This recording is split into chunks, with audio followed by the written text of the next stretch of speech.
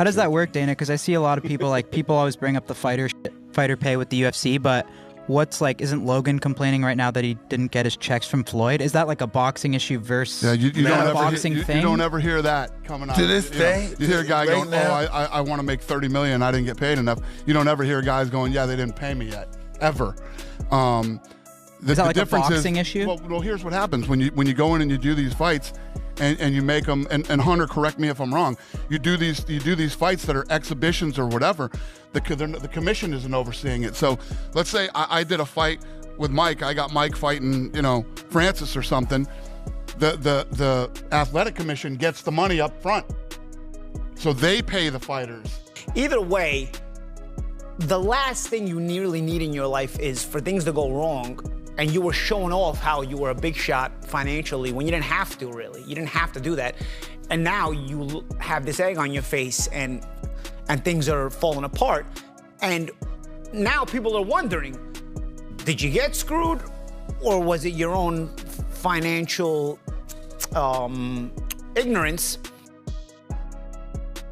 Now, he's accused in multiple lawsuits, all right, of owing millions for luxury watches, gold, and rent as well on the apartment that we just talked about, okay? And so he's got about, I want to say, I counted about 6 lawsuits. Dana White criticizes Floyd Mayweather Jr. for pursuing another fight with Manny Pacquiao, saying the move is driven purely by money. He calls it sad and questions whether Mayweather might be facing financial issues. To do what they got to do and say what they got to say to try to, to get in there and make money. It's not even going to be funny. It's going to be bad. Logan Paul claims that Floyd Mayweather still owes him money from their exhibition fight. This allegation raises concerns about Mayweather's financial condition and suggests there may be unresolved obligations behind the scenes. Ended up doing the fight in the States with a different company. That is the company that put on the fight. That is the company that paid me. But he sold our fight with my name and likeness to someone else in Dubai for $10 million cash. It's our fight, bro. Our deal was 15%. He fucking smoked me. So I got 15% of it. 15% of $10 million is $1.5 million. That company that paid him that money is suing him. I actually don't know the status on that lawsuit. I should check in because he still owes me money, but he has a bunch of legal trouble at the moment that I don't think I'm ever getting the money. He just sold his house in Vegas. Did he really? Yeah. I think he's facing a bunch. Rinsed on that house. He started at $14 million. He custom built the house, by the way, in like 2006. Yeah. Started at 14, reduced to 12, yeah. 10, 8 came on the market, and it was a lot of house for. Dana White also points out that Floyd earned enormous wealth throughout his career, with his biggest payday coming from his blockbuster fight against Conor McGregor. Fights you've ever had? Conor McGregor and Floyd Mayweather, which ironically is a boxing event, but it's the biggest combat sports fight ever. What did that gross? It did 4.4 or 4.5 million buys at $100 a buy. Yeah, so that worked out okay. According to Wade Plemons, Floyd may have mismanaged his wealth earlier in his career.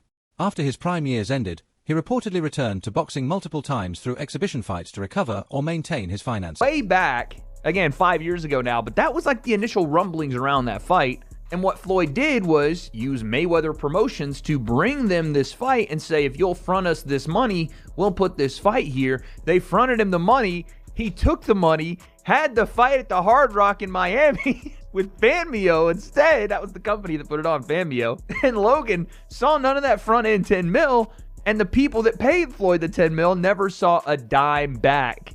It's nasty work what he did. But this has been like one of Floyd's MOs, is that he leverages his fight name or his quote-unquote assets, and which is what, a lot of wealthy people do. They leverage their assets to take out bigger loans or, whatever. But Floyd does it in such a reckless way that no one ever sees return on it. He just takes money.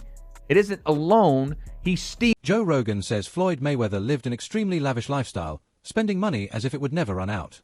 This mindset, he suggests, may have eventually led to financial pressure. Crazy. So you buy a watch and a car, you're down 10. That's nuts.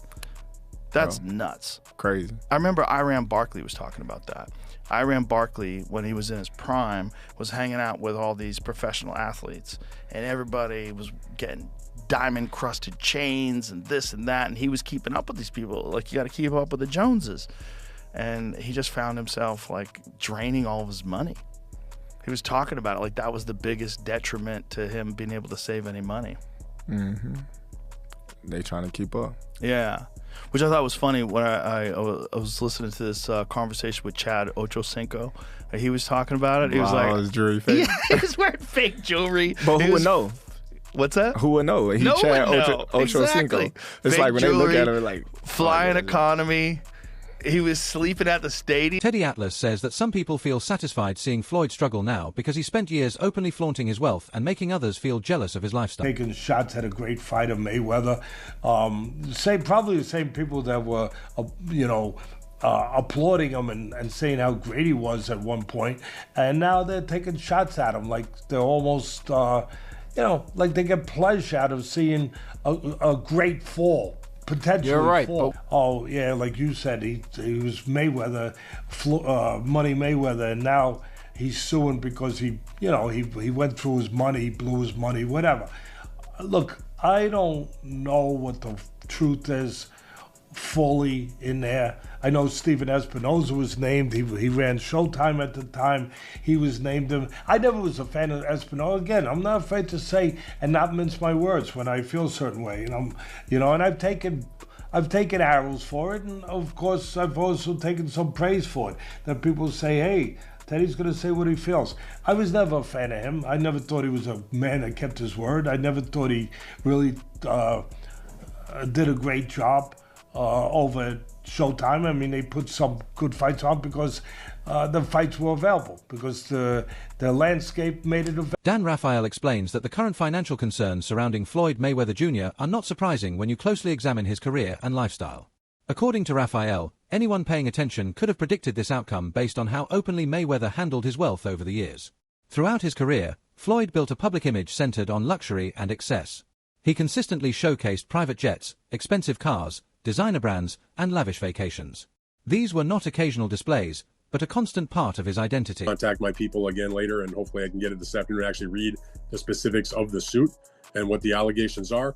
But the fact that Floyd would encounter some financial issues post his boxing career is not in any way a surprise to me. When you see the types of things that, if you believe anything that he puts on his social media, the travel that he does, the places he goes, and the amount of entourage he has, I mean, that's like a money pit. I mean, whether you're flying on private jets or you're staying at first class hotels, or you're, buying expensive jewelry and cars and bags and you name it. I mean, it's all good when you're making those gigantic paydays and they're coming in, a couple times a year. You're making 40 million here and 25 million there, or even more, 100 million plus, when he fought the big mega fights with guys like Conor McGregor and Manny Pacquiao. But when that stops, that money doesn't, While this created an image of success and dominance, it also raised concerns about long-term financial sustainability. Dan Raphael suggests that maintaining such a lifestyle requires careful planning, especially after retirement when income slows down. Without proper management, even massive earnings can shrink over time. The real issue is not how much money was earned, but how it was managed and preserved. Now, with reports of financial pressure and continued exhibition fights, the situation appears to reflect those earlier concerns. What once looked like endless wealth now highlights the importance of discipline and smart financial decisions beyond a successful career. Allegations about the 340 million, it just didn't ring true to me, because Al Heyman, who is not named in the suit, but apparently is supposedly part of this problem, whatever. But I mean, I've known Al Heyman and covered Al Heyman's fighters and his business since the day he stepped in boxing in like 2002 with Vernon Forrest. And all that time, and literally in terms of the PBC, a couple hundred fighters that he's dealt with, maybe not personally, but that his team is and his company. To a fighter, you never hear anybody, even when they're retired and they're not with Al anymore, nobody talks bad about him. In fact, if you ask most fighters, they'll tell you how good to them that he has been. That type of money that they've helped him make, and the person that he's paid, and the guidance that Floyd Mayweather Jr. was once known for constantly displaying luxury and projecting an image of unlimited wealth. However, according to a Boxing Ago host, recent developments suggest a very different reality behind the scenes. Reports indicate a financial downturn, with Mayweather taking legal action against major business partners. Over the years, he worked closely with figures like Steven Espinoza and networks such as Showtime, which played a key role in generating massive fight revenues. Now, a lawsuit reportedly worth $340 million claims that significant earnings were never properly paid. We are going to go through in this video. Now, I've been covering boxing for double-digit years. Allow me to take you through it. A simple Google search shows Floyd Mayweather. You type in his name, you're going to see some fight photos and whatnot. But the top stories, and there's multiple stories, and we're going to take a look at some of them. But as mentioned, Business Insider is now reporting what you see on the screen, that Floyd Mayweather is being accused in lawsuits of owing millions of dollars for luxury watches, gold, and rent on palatial apartment, right? The bullet points. Floyd was sued for allegedly failing to pay. This situation raises serious questions about financial management, contract transparency, and long-term planning in professional boxing. The contrast between Mayweather's past public image and his current legal disputes creates an unexpected narrative.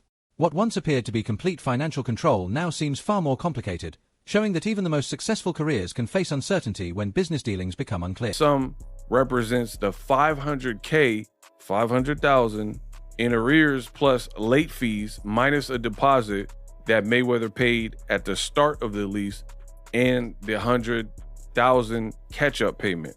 So they deducted what he did submit when he was made aware of this, the $100K, and I guess a deposit. So the remaining balance is that.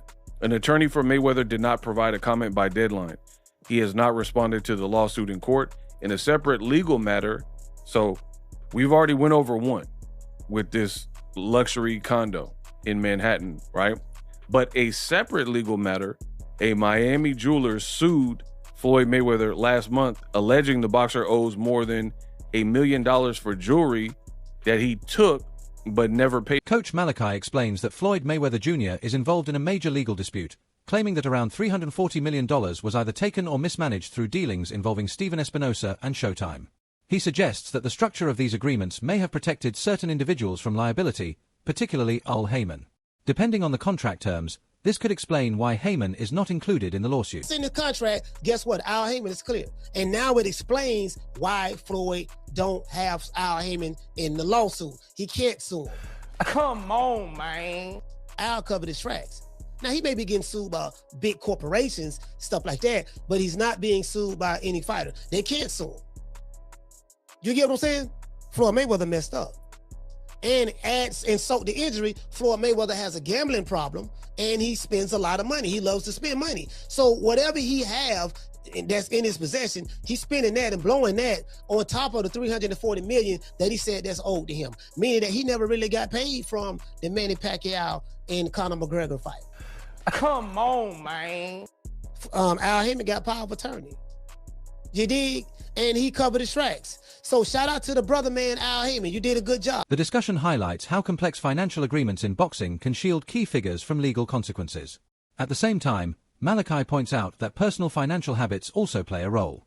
He notes that Floyd is known for heavy spending, including luxury living and gambling. Even while claiming unpaid earnings from major fights, concerns about money management remain. Overall, the situation appears to be a combination of complicated business structures and personal financial decisions. You've been praising him and worshiping him. Continue to praise him and worship him then. You get what I'm saying? You dig? True. And another thing, let's thank Al Heyman. Well, you know, I guess I gotta be like everybody else and thank Al Heyman. That's what y'all been doing. You are pro Al Heyman and PBC YouTube channels, and a lot of you fan bases online. That's what you've been doing. Continue to praise him then. Al is a smart businessman. He finessed the game. Let's give Al Heyman a round of applause. Good job, Al. You did a good job. And this is a lesson to all of those out there, you know, who think because you signed with the black man that you will not be taken advantage of and the white man is the evil devil. If that's your position, there ain't nothing wrong with that. I don't have a problem with however you feel either way. But just understand, when someone wants to steal from you, they don't recognize. Tasha K explains that even when someone appears extremely wealthy, the reality behind the scenes can be much more complicated. Large earnings do not always guarantee financial security, especially when there are hidden obligations, ongoing deals, and delayed payments that the public does not see. These pressures can build over time and create serious challenges. Was too distracted, spending. And when you see somebody like Floyd Mayweather, that's the oldest trick in the book, y'all. Y'all know. When y'all see somebody flogging money everywhere, they got this, they got that, they got this. Was it Gervonta Davis? Tank told us 2 years ago that the reason they held Floyd Mayweather, you can put it back on the screen, captain, in Dubai is because he had owed them money and they wouldn't release him until he announced the fight to give them their money back. You know they do that over there in Dubai, right? You ain't going nowhere if you owe a debt. He was trapped over there for almost 2 months, according to Gervonta. They shared the same manager, Al Layman, who collected money in cash because Floyd Mayweather gave him a power of attorney to do so. And so when Floyd went down there and sued Showtime, he's suing Showtime, the company, the network, that publicizes these fights. She describes a common financial trap, spending freely while responsibilities quietly accumulate. In Mayweather's case, his constant display of luxury gives the impression of unlimited wealth. However, behind that image, there may be high expenses, investments, and commitments that require steady cash flow. When income slows or becomes inconsistent, these obligations can quickly create pressure. Her perspective emphasizes that wealth is not just about earning money, but about managing it wisely over time. Gave his money in cash to his manager, Al Layman, and Al Layman spent the money. The Muslim in the bow tie spent the money. You see a man coming and he a Muslim in a bow tie, he's spending your money. Oh, it's gone. It's good, it's gone. You know they send the Nation of Islam down there. You seen the Muhammad Ali story? Don't act like you ain't seen that. Nation of Islam was all up over there. They were all up over Floyd Mayweather's fights and bank accounts and stuff. And so he received it in cash, and Floyd Mayweather is saying he's missing it, and how dare Showtime gives him the money without his permission. He was like, well, wait a minute, but you gave him permission. Yeah, but I didn't tell y'all, I told him. So he's trying to use a way to get in there so he can hold him responsible, because he know he's not going to get the money back from the Nation of Islam at all. That money gone. That money gone. Molan Oji explains that much of the scrutiny around Floyd Mayweather Jr. comes from how openly he displayed his wealth throughout his career. According to Marlon Oji, if those finances had remained private, far fewer people would question his situation today. Instead, the constant showcasing of luxury created curiosity and invited deeper analysis from fans and experts. He was seeing how much Floyd was making, right? And Floyd himself was flaunting himself like he was the guy who was making that kind of money. And for all intents and purposes, I assume he was. Everybody assumed he was, and it seemed like he thought he was, because he wasn't complaining. He was showing off, you know? This is why, as I get older, I feel like, and everybody always tells you this when you're young, like, keep your finances private, you know, and this is why I think this is a big reason why. First and foremost, you notice that if you don't keep your finances private, everybody and their mothers ask you for money constantly. And they don't ask you for... That happens either way. And they don't ask you... Well, people assume you have money, but if you flaunt it, you definitely... They confirm you have money. And they don't ask you for money like you need to buy the Rolex or the Lamborghini. They'll guilt you into it. They need their mother's dying in the hospital. They need to pay for a funeral. Their kid is... While this visibility helped build his brand, it also means that any change in financial stability immediately attracts attention. Marlon Oji suggests that this has led people to question not only his current situation but also his past financial decisions. The issue is not just whether he is broke, but the perception created over time. When someone presents an image of endless wealth, even small changes become highly noticeable. Greater financial privacy might have avoided much of this speculation, but now every move is closely analyzed. I don't know, honestly. But offhand, you're asking me what my thoughts are offhand. I can never... Listen, when I had a lot of money, I was a lot of times spending more, and I wasn't tracking every single cent, right? I was kind of reckless. I was young. I was, you know, a pro athlete. I went from having nothing to having a bunch of money. So, yeah, I'm not always tracking it as well as I should. But, bro, if I'm missing a lot of difference money, if there's a huge difference, I'm going to track it automatically just because it's so obvious. $340 million, no matter how much money you're making, $340 million does not slip through the cracks, like you said. Third of $1 billion. It's not, you know, I don't know. Like, there's guys who have a lot of money, okay? For me, I could go into a jewelry store, spend $20,000 at the time, like nothing. Like, you know what? I didn't plan on going there. I bought a Ferrari. I went with my friend to go check out a Ferrari.